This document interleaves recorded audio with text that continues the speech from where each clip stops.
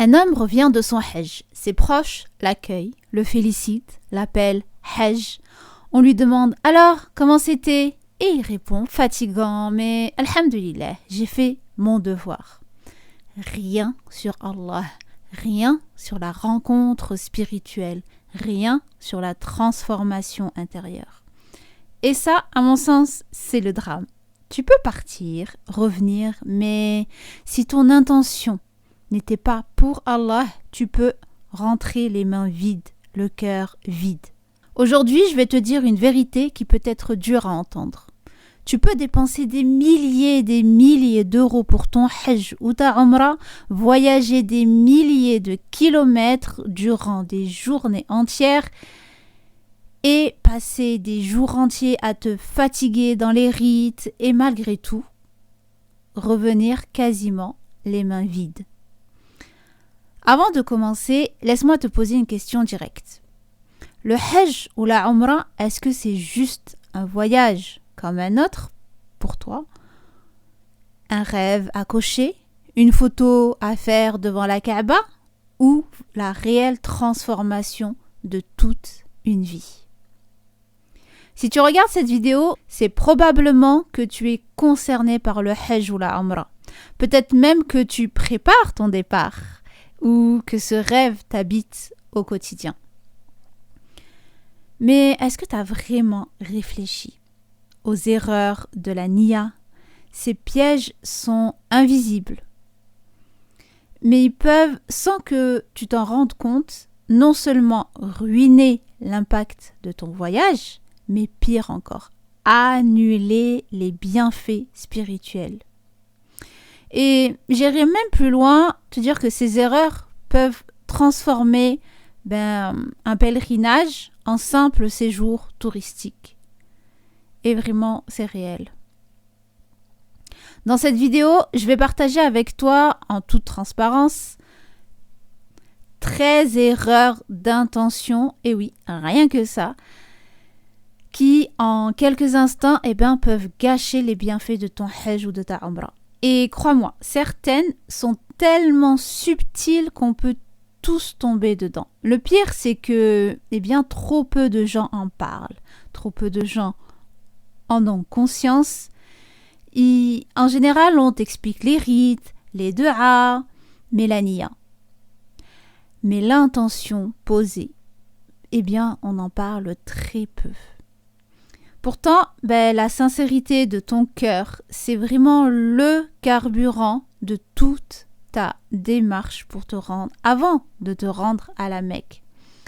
C'est pour ça que je t'encourage vivement à regarder mes autres vidéos aussi sur la niya au quotidien et pour ce magnifique voyage à la Mecque et Médine. Et tu verras que la niya, j'en parle souvent dans mes vidéos, mais là, on va vraiment se concentrer sur les 13 erreurs de niya à ne surtout pas faire. Et à la fin de la vidéo, je vais aussi t'offrir un guide gratuit qui va t'aider à purifier ta niya et à préparer ton cœur. C'est les 6 clés d'un hajj réussi. Le lien, il est en description. Tu peux t'y inscrire dès maintenant. Et dans cette formation offerte, je vais bien au-delà de cette vidéo et tu découvriras des perles que personne ne t'enseigne ailleurs. Et crois-moi, ton voyage commence bien avant le premier pas à l'aéroport. Donc profite de ce cadeau, c'est pour toi. Je suis Yasmina et je t'accompagne dans la préparation de ton hajj et de ta umrah. Parce que le hajj et la umrah, ce ne sont pas des vacances spirituelles. C'est une rencontre avec Allah, une rencontre avec toi-même. Et si ton intention est corrompue, tu rates l'essentiel. La première erreur, c'est partir pour être reconnu comme hajj, comme hajja. Ah, il a fait son hajj. Ah, elle est devenue hajja. C'est comme si c'était un statut social, une fierté, une étiquette. Mais est-ce que tu pars pour Allah ou pour que les gens te regardent autrement? Beaucoup de personnes, parfois vraiment sans s'en rendre compte, elles veulent qu'on leur dise d'elle, il a fait son hajj, elle a fait son hajj, vraiment c'est une personne bien. Alors que le prophète sallallahu alayhi wa sallam a dit, celui qui fait une œuvre pour qu'on le voie, Allah le verra. Celui qui fait une œuvre pour qu'on l'entende, Allah le fera entendre. Ça, en réalité, c'est un peu de l'ostentation. Et si tu tombes dans ça, le fait de vouloir être vu pour tes bonnes actions, tu peux faire tout ton voyage et revenir sans rien, dans le sens où tu reviens sans vraiment avoir gagné les bienfaits et les récompenses de ce voyage. Et cette erreur, elle est connue en soi, qu'il ne faut pas partir pour qu'on t'appelle Hajj et Hajja, pour qu'on dise de toi que tu as fait ce voyage. C'est connu et c'est reconnu, mais il est important quand même pour moi de répéter encore et encore pour que chacun et chacune y fasse attention.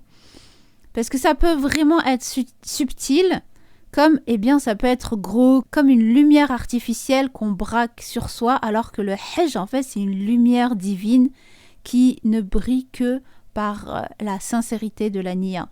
C'est un souffle discret qui purifie d'abord à l'intérieur avant que ça ne se reflète par les actes extérieurs.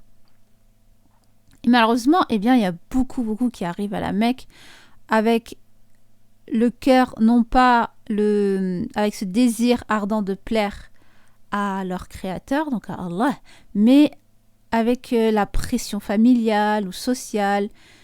Il faut le faire, il faut faire le Hajj, il faut faire la Umrah, parce que de toute façon, tout le monde y va. Et on se dit, oui, je l'offrirai un tel et un tel. Franchement, sur papier, c'est noble.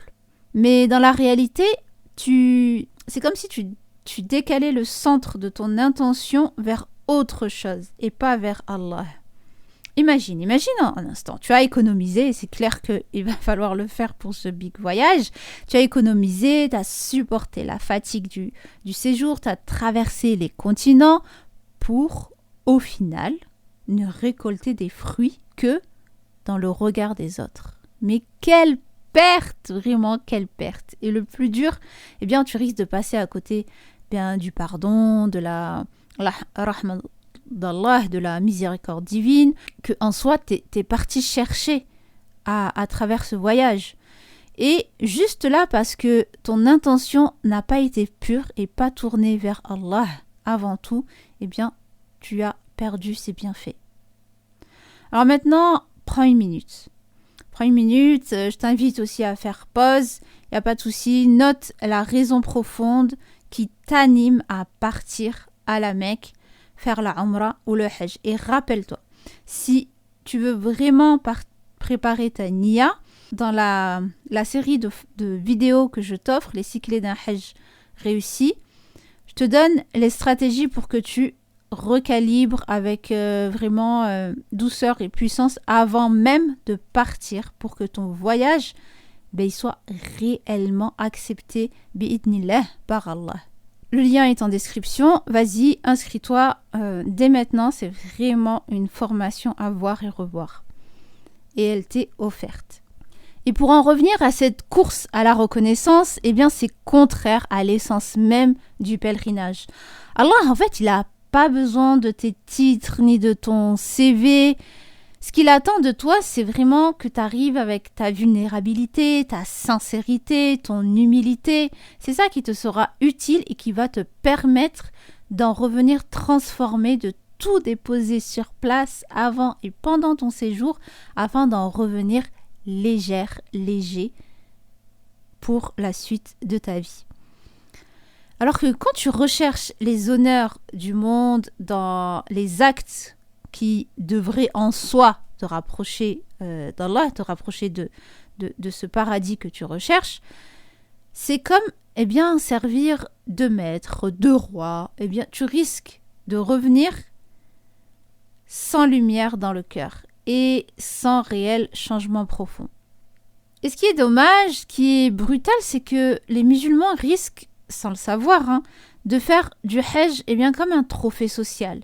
Et est-ce vraiment pour ça que tu veux investir tant de ressources, que ce soit financier, santé, énergie? Pose-toi encore une fois la question. Et en seconde erreur, il y a le fait que certains partent parce qu'ils se disent « Bon, il faut que je le fasse, c'est une obligation, allez, on y va. Comme si c'était un simple voyage obligatoire à cocher dans sa to-do list. Et que leur cœur, en fait, il n'est pas là.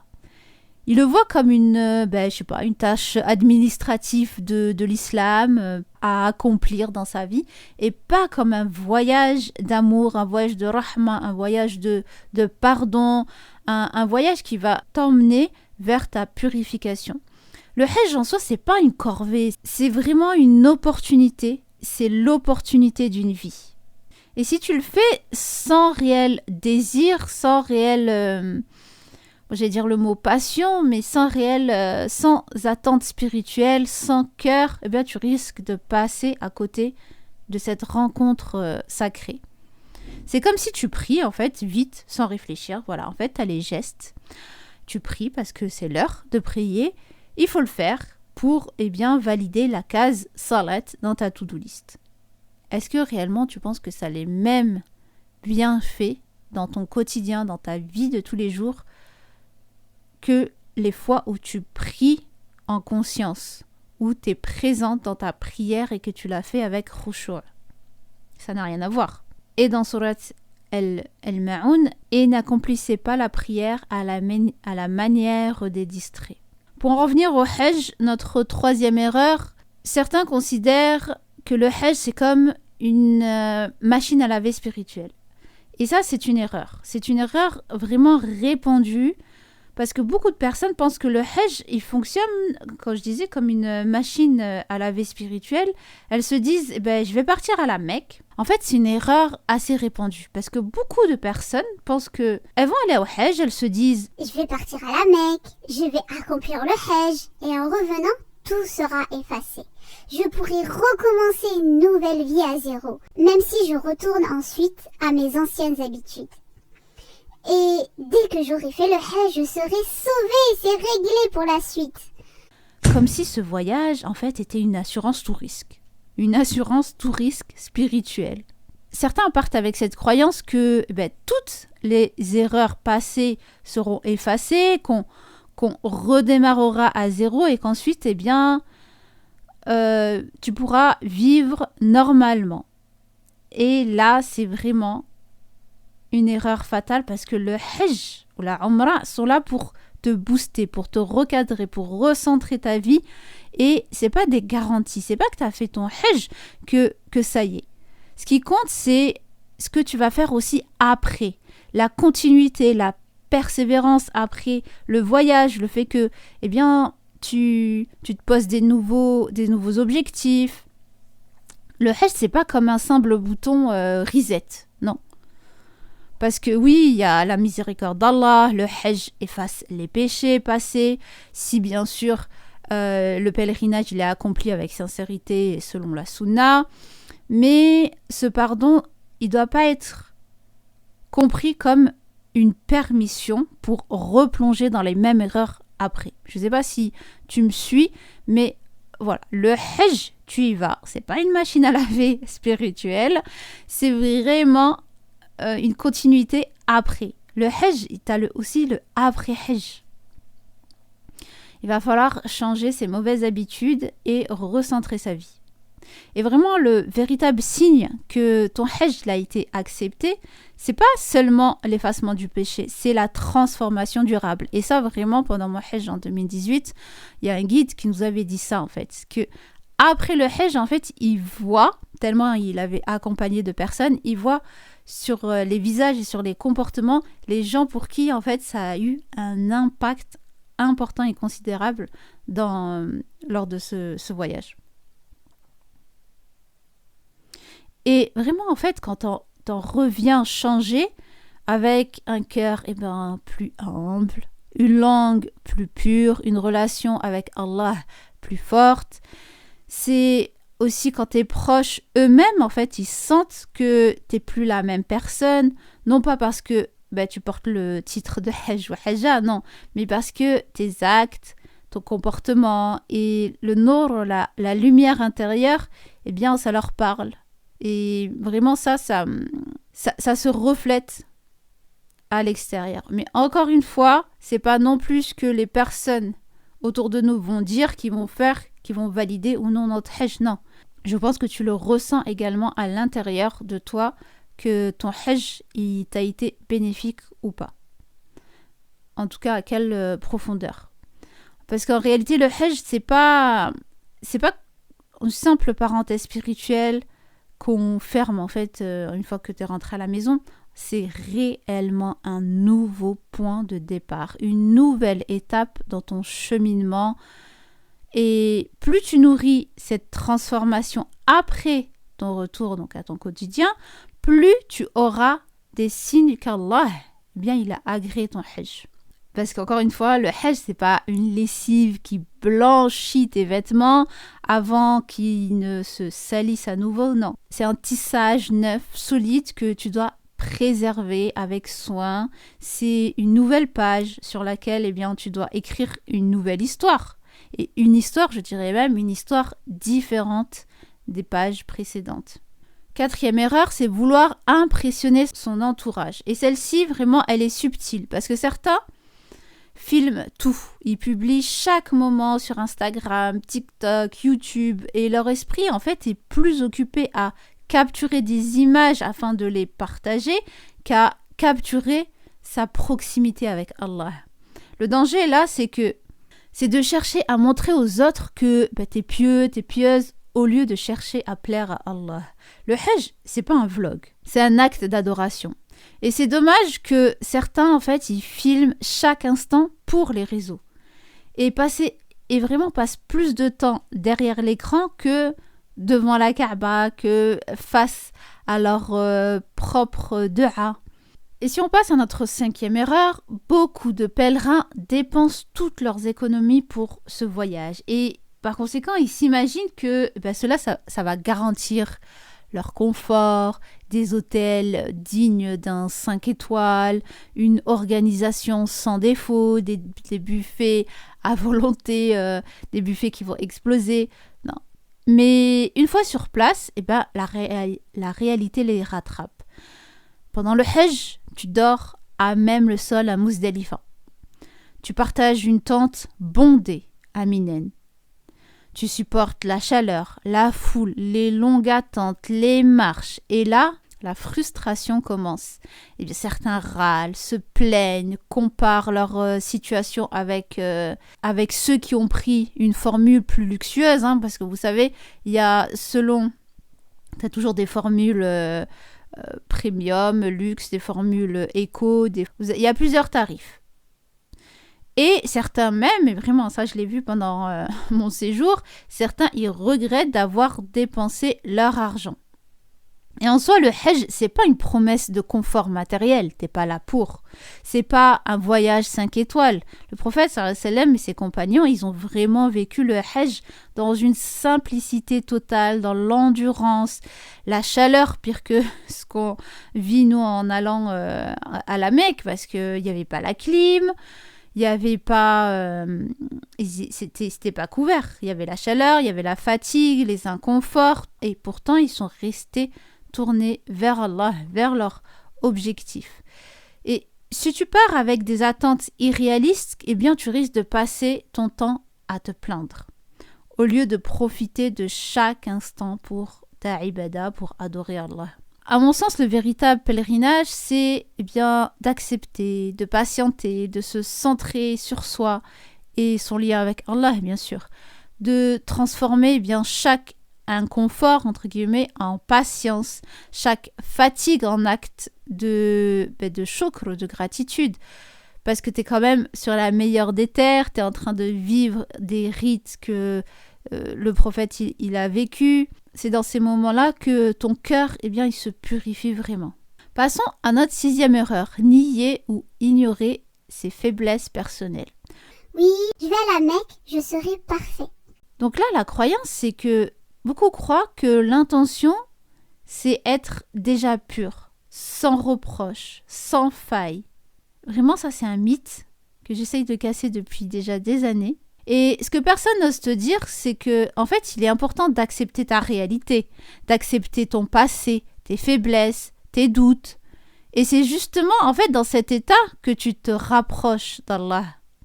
Vulnérable, sincère, et l'essentiel, c'est de te présenter tel que tu es, sans masque. Pourquoi en soi, c'est une erreur de vouloir paraître parfaite. C'est le fait de vouloir jouer un rôle. Et là, vraiment, tu risques de passer à côté du vrai pardon parce que tu ne prends pas conscience de ce qui a été vécu.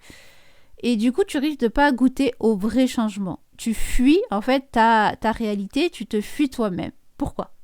Il est important de vraiment profiter de ton séjour, de ce voyage à la Mecque pour te recentrer vers l'essentiel, afin vraiment de te transformer, parce que ce serait dommage que tu repartes de la Mecque extérieurement transformé, mais intérieurement, tu es encore en guerre contre toi-même.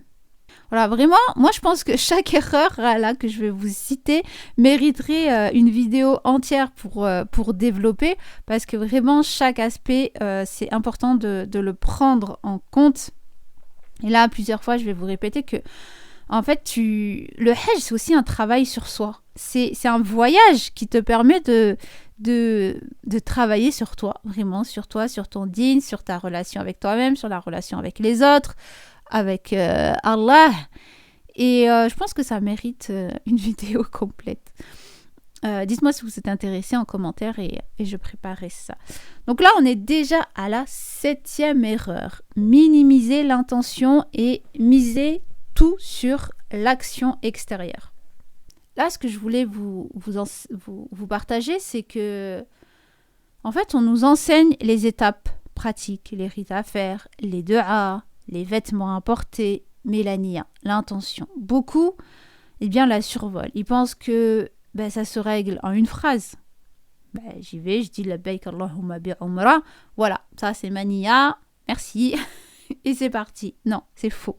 L'intention, c'est tout un voyage intérieur, c'est un travail quotidien avant, pendant et après ton séjour à la Mecque. Il faut travailler encore et encore ta niya. Et c'est ça la vraie révolution en soi.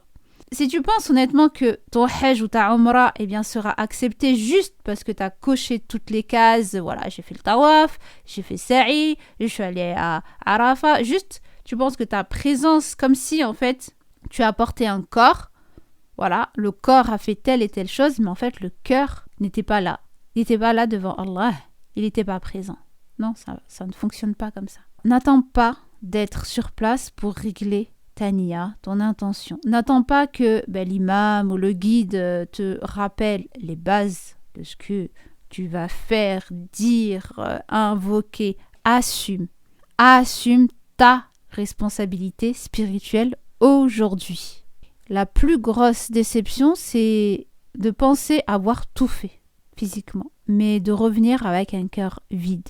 Tu sais, il y a une erreur qu'on ne remarque pas toujours, parce qu'elle est subtile, presque invisible. C'est de partir au Hajj ou à la Umrah simplement pour suivre le move. Voilà, t'as un groupe d'amis, ils décident de voyager ensemble. Et l'un d'entre eux, sans préparation, il se laisse emporter. Il se dit, allez, pourquoi pas. Ça a l'air bien. Tout le monde y va, allons-y. Mais au retour, rien. Pas de transformation, pas de profondeur, pas de vraie connexion avec Allah. Parce qu'il n'y a pas eu l'intention personnelle. Il n'y a pas eu de démarche intérieure. Ça s'est présenté comme ça à lui. Il s'est dit, allez, ok, pourquoi pas, allez, j'y vais. Et il n'y a pas eu ce travail intérieur d'accompli avant, pendant et après. Et le danger là, c'est de confondre l'élan spirituel avec un effet de mode. Et rappelle-toi, la niya, elle doit venir de toi. Et uniquement de ta relation avec Allah. Personne ne pourra la porter à ta place. C'est pas la niya du groupe, c'est aussi ta niya personnelle intérieure. Et justement, il y en a à l'opposé, ils repoussent. Ils repoussent ce voyage encore et encore. Et combien de fois j'ai entendu autour de moi, et toi aussi peut-être, je pense, des personnes dire « Je suis pas prête, ce n'est pas le bon moment, j'irai plus tard quand je serai meilleure musulmane. » Derrière ces excuses, en fait, il se cache parfois l'illusion, 15 jours, je ne sais quand, je serai parfaite pour partir. Mais là, la vérité, c'est que la vie, il y a des imprévus. Et ça, je n'apprends rien à personne, hein. Qui peut te garantir qu'il y aura un plus tard. Repousser le Hajj, en fait, c'est repousser une rencontre avec Allah. Et d'ailleurs, sur cette erreur, j'ai fait une vidéo complète que tu peux aller regarder. Vraiment, je te la conseille vivement. Je te la mets à l'écran et tu auras en description aussi. Parce qu'il y a beaucoup de femmes me disent, depuis des années déjà, quand mes enfants seront plus grands, j'irai. Et là, les années passent. Et elle pourrait quitter ce monde sans jamais accomplir son Hajj. C'est ça le vrai danger. Attendre toujours demain et ne jamais saisir aujourd'hui. C'était joli ça.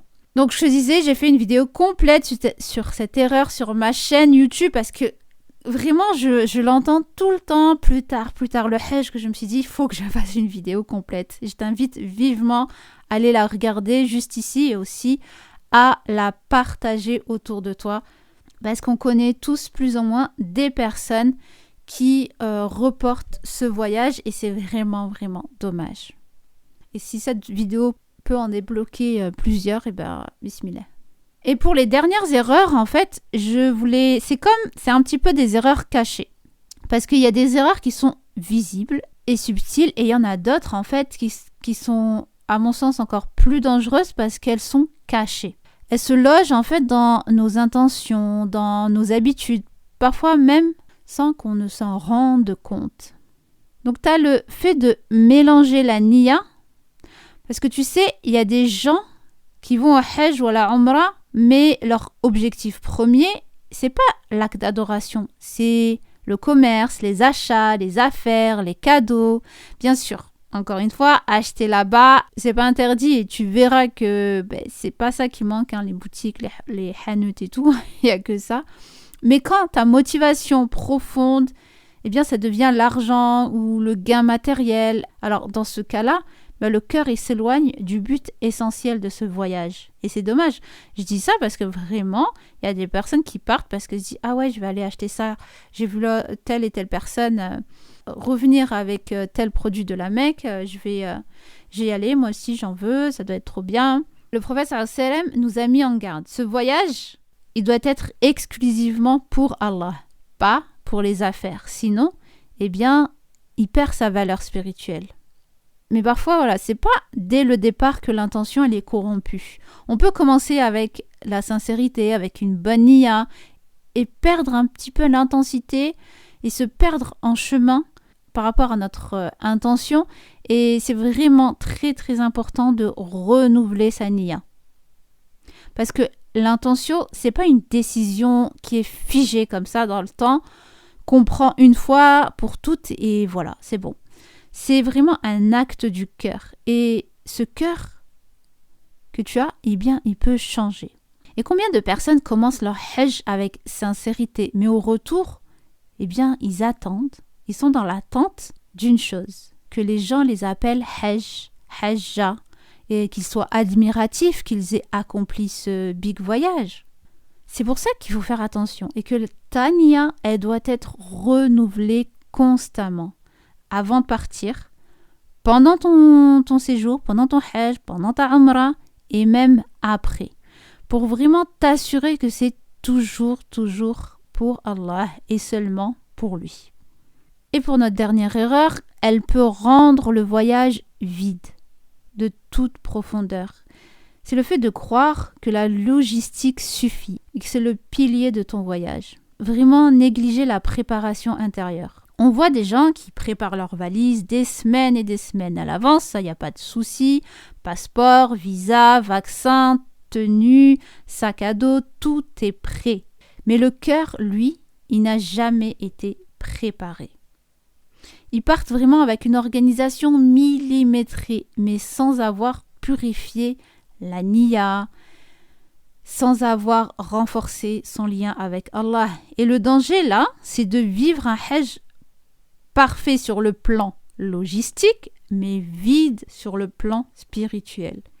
Comme je le répète depuis des années, le Hajj n'est pas un simple voyage logistique, c'est une préparation spirituelle avant tout. Et pour ce qui est de la logistique, la préparation de la valise et tout, tu peux trouver sur ma chaîne YouTube pas mal de vidéos. Tu as la préparation de la valise pour le Hajj, la préparation de la valise pour la Umrah, l'explication des rites de la Umrah, l'explication des rites du Hajj. Vraiment, il y a beaucoup de choses sur ma chaîne YouTube et vous avez également les formations offertes que je te mets en description si tu as prévu le Hajj ou la Umrah. Voilà, sinon tu me mets en commentaire et je t'envoie les liens. Et tu vois, toutes ces erreurs, qu'elles soient subtiles, qu'elles soient visibles ou cachées, elles ont toutes une chose en commun. Elles nous éloignent de l'essence même du Hajj, de la Umrah. Elles nous empêchent de vivre pleinement ce voyage unique, de ressentir cette proximité avec Allah, de laisser notre cœur s'élever.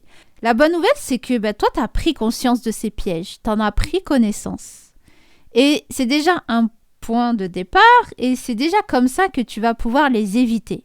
Et si tu choisis de préparer ton cœur avant ton départ, et c'est vraiment important et essentiel à faire, de clarifier ton intention, de ne pas repousser ton voyage, alors à mon sens, tu peux utiliser ce voyage à la Mecque pour transformer ta vie, pour faire de ton Hajj une transformation, une expérience profonde, sincère et vraiment mémorable qui va impacter toute ta vie. D'ailleurs, dis-moi, laquelle de ces erreurs t'a le plus parlé? Laquelle de ces erreurs aussi t'aimerais que je développe, qui n'a pas été claire, que tu veux que j'approfondisse? Dites-moi en commentaire quelle est l'erreur qui te parle le plus. Est-ce que tu t'es reconnu dans certaines, peut-être? Peut-être même qu'il y en a une qui te concerne directement. La vérité, c'est que personne n'est à l'abri. Même les plus pieux peuvent voir leur intention dévier. Mais la bonne nouvelle, c'est que Allah, il nous donne une chance incroyable, c'est de corriger notre niya, de purifier et de pouvoir la renouveler à chaque instant. Et tu sais, ce qui me touche le plus et qui me motive à vous créer du contenu, c'est de voir que chaque année, il y a des dizaines, des centaines, des milliers de personnes qui passent à côté de leur voyage le plus important et pour lequel ils ont rêvé durant des années, mis de côté pendant des années. Et simplement parce que en fait, on leur a pas dit, on leur a pas transmis ces vérités, on leur a pas dit de faire attention à leur niya. Comment? Et je veux pas que ce soit la même chose pour toi. Et pour t'aider dans ce chemin, j'ai créé vraiment plein de vidéos sur ma chaîne YouTube. J'ai créé une série de vidéos offertes, que ce soit les 6 clés d'un Hajj réussi si tu as prévu le Hajj, les secrets d'une Umrah exceptionnelle si tu as prévu la Umrah. Et vraiment, dans ces séries, je t'accompagne pas à pas pour ancrer ton intention, ta sincérité, pour renforcer ta discipline, préparer ton corps, ton âme, ton cœur. Vivre un Hajj ou une Umrah qui vraiment va transformer réellement ta vie. Parce que ton voyage, il commence pas à l'aéroport, il commence pas face à la Kaaba, il commence aujourd'hui, dans ton intention et ta préparation. Je t'invite vivement à regarder ces vidéos, les liens sont en description, tu as juste à cliquer, à t'inscrire, rentrer ton adresse mail et tu recevras dans ta boîte mail les liens vers les vidéos gratuitement. Si tu te reconnais dans certaines erreurs que je t'ai dites, c'est pas un échec. Au contraire, en fait, c'est une chance parce que là, tu as reconnu ces erreurs. Parce que peut-être qu'il y a plusieurs personnes qui ont coupé cette vidéo au tout début ou au milieu parce que ça les piquait. Et là, c'est une chance pour toi parce que tu as pu mettre le doigt dessus. Et c'est une chance parce que tu vas pouvoir faire tes premiers pas vers une intention sincère. Et vraiment, prends ce moment pour purifier ton intention et préparer ton état d'esprit pour que ton Hajj ou ta Umrah soit accepté, bi'idhnillah, vraiment te transforme en profondeur et spirituellement surtout dans ta vie au quotidien. Parce que ce voyage, en soi, pour moi, c'est le rendez-vous de ta vie. Alors, prends-le avec la profondeur et la vérité qu'il mérite. Parce que c'est un cadeau d'Allah. Et si tu veux aller plus loin, et recevoir gratuitement les 6 clés d'un Hajj réuni, c'est maintenant. Le lien, il est dans la description. Et sache que je t'y révèle tout ce qu'on ne t'enseigne nulle part ailleurs. Et que cette vidéo, vraiment. Et souviens-toi, si ta niya, ton intention n'est pas correcte, même les efforts les plus grands, peuvent perdre leur valeur. Et ne laisse pas cela arriver. Je te dis à très vite. Fi barakatillah.